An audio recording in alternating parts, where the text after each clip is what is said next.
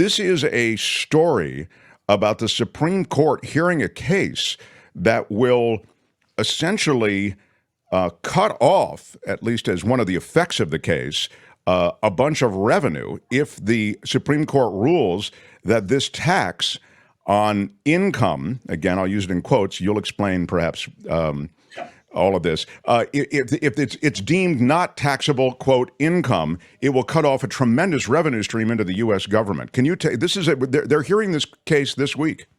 I believe today, but I may be wrong. Yeah. This is actually a very simple matter, and let me give a little history about it. The issue is, can you tax wealth? If you own a home or a building, you pay property taxes. That is a tax on wealth. When our constitutional government started, we live in the Second American Republic. The first one had no power to tax, so we overthrew it for the specific purpose, primary purpose of being able to tax ourselves.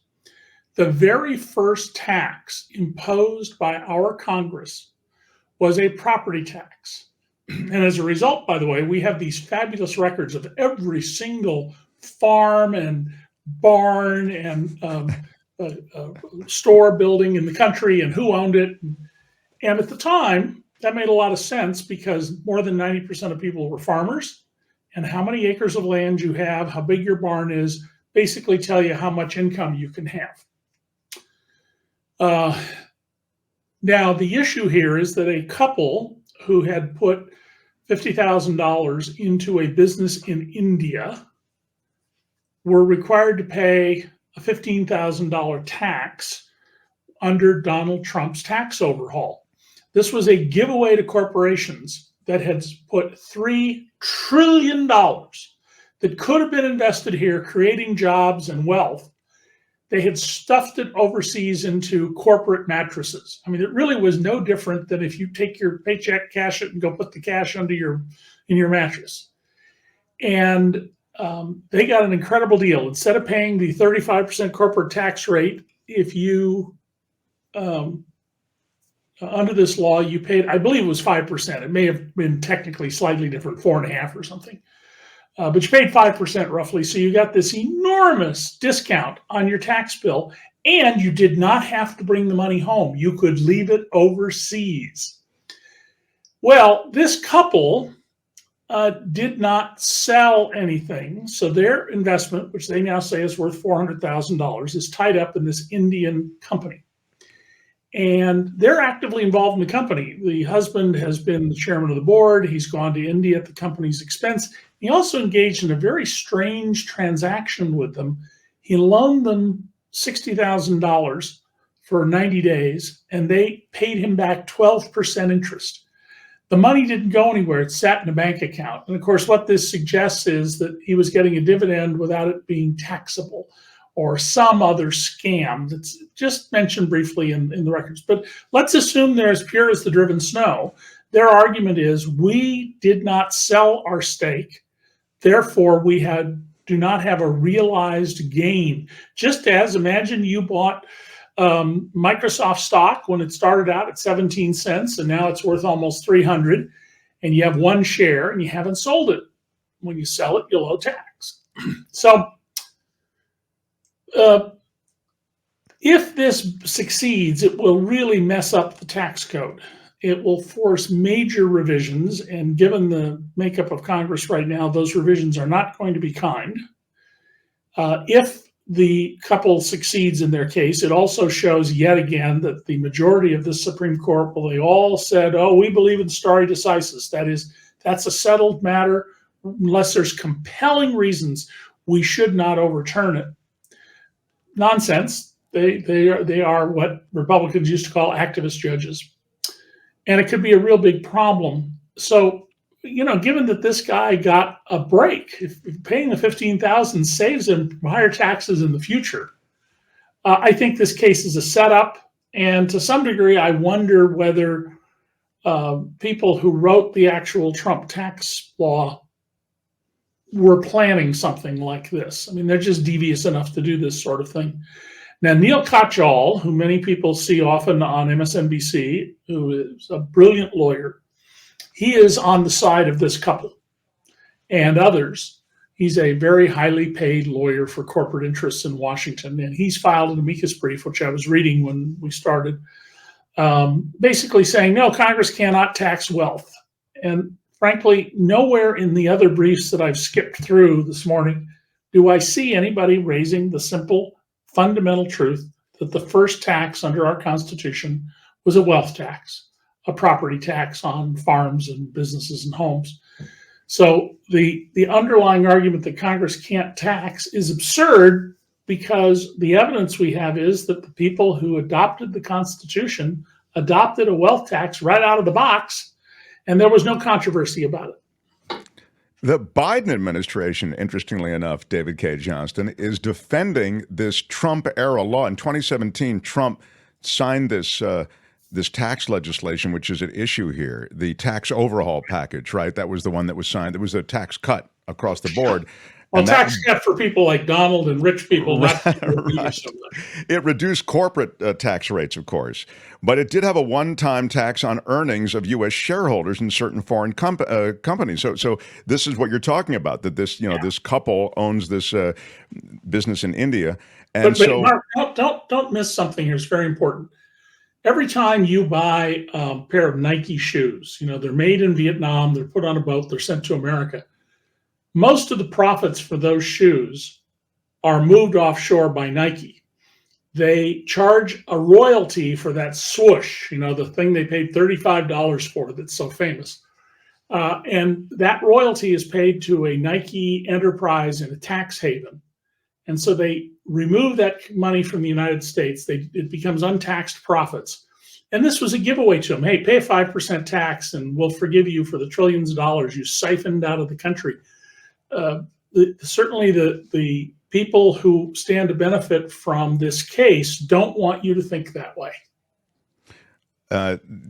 It's so the justices, it does, maybe it's just my own cynicism at this point, but I mean, I'd sign on to your notion, which is this was choreographed. I mean, this is deliberate. This is a real attempt to get out from under a lot of the tax bill that, high-end corporate owners may be dealing with.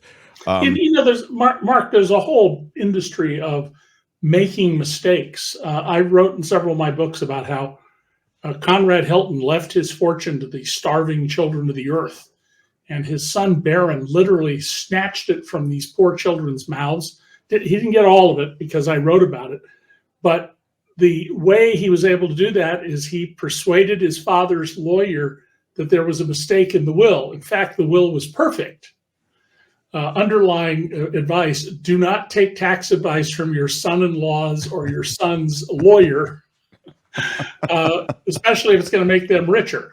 And so we've had other cases, examples in the last 40 years of where a little Trojan horse was plunked into the tax code that nobody noticed. So I want to clear your audience. I don't have any proof of this, but gosh, look at this. And a $15,000 tax, and it went right to the Supreme Court. They were so eager to hear this. Exactly. One would think, well, they're big corporate owners. And no, it's $15,000 at play here. During arguments on Tuesday, some of the justices repeatedly appeared to be having a proxy debate over a wealth tax or taxing a person's assets rather than their income. This is what you were saying, David Cay Johnston. President Biden, for instance, has proposed a billionaire's tax that would apply to unrealized gains on assets that have increased in value on American households worth more than $100 million. Again, if you have households worth more than $100 million, you'd pay it. But Justice Samuel Alito and those members of the court pressed the lawyer for the Biden administration to explain the impact of accepting her position. So the Supreme Court seems to be wanting to apply law here, David, that will have a ripple effect throughout the U.S. economy. Right. Exactly. And understand, I don't like the idea of a wealth tax. Because if people only own stocks and bonds, we can price them. But you own a business. Well, is it worth X or is it worth 10X?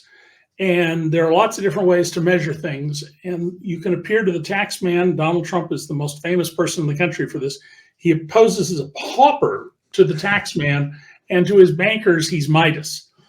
So I don't think they're an efficient or effective way to tax people. What we should be doing, in my view, is whenever you sell, that is, realize you got to pay your taxes. When you die, you have to pay your taxes that you didn't have to pay all during your lifetime, because taxes on capital are actually, under the law, a tax on the right to transfer the ownership. So you give stock to your children or grandchildren, you sell shares in a company in the market. You are transferring that property to someone else, and the government takes a tax off of it. And if we got rid of the estate tax, which also taxes the price you paid for it, that is the basis, and just had capital gains at death, the tax system would be simpler and it would be elegant.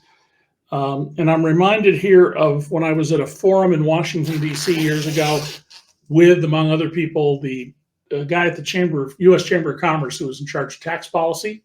And I said, I have a proposal for you. We're just going to repeal the corporate income tax. What do you guys think? He says, well, I don't know. I have to see the proposal. I said, I just told you the proposal. The corporate income tax is hereby repealed. It's one sentence. Well, I don't know. We'd have to see the proposal. And he kept, saying, and finally I said to the audience watching this, because it was a broadcast like yours is, I said, people should know that I've proven, and everyone at this table knows it, that many corporations appear to pay the corporate income tax, but actually they profit off it, and they just have to shave off a piece of the profit and give it to the government. And I've explained the rules under which they're allowed to do this, and how Warren Buffett is the greatest master of it in the country after Apple and Microsoft. And of that's course, such a great example. That's a magnificent keeping example. the corporate income tax, because it's a profit center for the biggest companies. It isn't for little companies like the one I used to have, but for big companies, oh yeah. Yeah. Well, the other thing that's going on here, and then I'll move on to a little Trump news, because there is some Trump news. And there was a pretty big rumble in a couple of op-eds that ran, and I wanted to get your take on it. David Rivkin, though, who is arguing this case, representing the Moores, it's this couple of the Moores, right, Mr. and Mrs. Moore, co-authored 2 favorable opinion pieces in the Wall Street Journal this year based on interviews with Justice Sam Alito. Because of that, Senate Democrats are calling for Alito to recuse himself from this tax case, but it doesn't appear that he's going to be doing that. The likelihood that Sam Alito will recuse himself, which he would have to do if he were on any other court, in this case, is about the same as Clarence Thomas becoming an honest man. All right, now to the. I come from regular stock. Yes, Clarence Thomas, the regular stock guy. Now to this situation with Trump and some of the rumblings that have come out of one particular op-ed piece in the Washington Post gained some real virality. This really, it was alarming. And I have to say, the argument was cogent. It was essentially that the Trump dictatorship is coming. It's inevitable.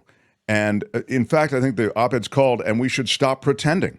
And the essential elements are that Trump is way ahead of the field. He will win the Republican nomination. This whole idea of Nikki Haley's getting Koch money and, that the institutional money is against Trump, all it doesn't matter. He's 40 points ahead of the rest of the field. They want him in.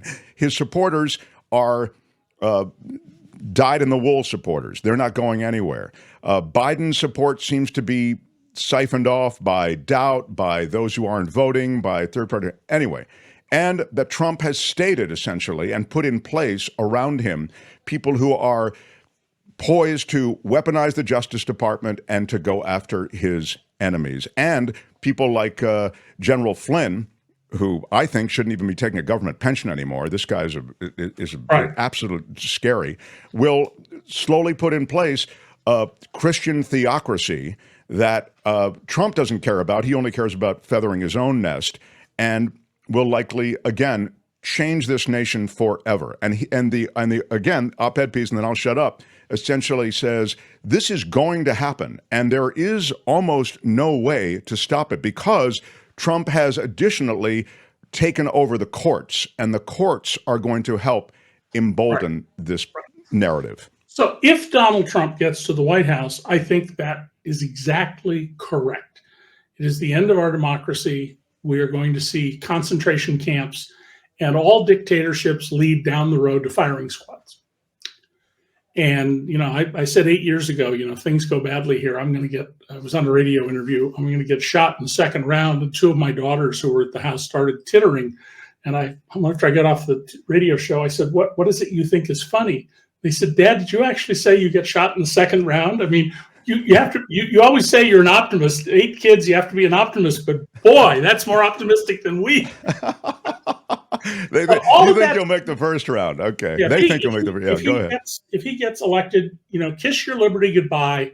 And even if you think, well, I'm with Donald, I'm a white Christian nationalist. No, you're in as much danger as anybody else. Stalin killed people all around him. Hitler did. Pol Pot did. That's what dictators do. They have to kill people around them because they can't trust anybody once they start killing people, and they have to start killing people right off. Now, I think that we can, in fact, stop Donald Trump. Number one, if you looked at the polls at this point in Barack Obama's first term, he had no chance of getting back to the White House. The same was true of Bill Clinton. And so you can't rely on the polls. The polls also have a response rate, people who will pick up the phone and take the poll, of less than 1%. And John Geraci, who's a well-known pollster, lives here in Rochester, who wrote the book Poll, P-O-L-L, all caps, -arised, polarized. He says, you get a less than 1% response rate, you do not have a random sample. In fact, because they mostly call landlines, it's a population that skews older. I have a landline. I don't know. I literally don't. None of my children have a landline, and I don't think I know anybody among my students, because I ask them each semester. I can't recall anybody ever saying they personally have a landline. Someone would say, my parents have a landline.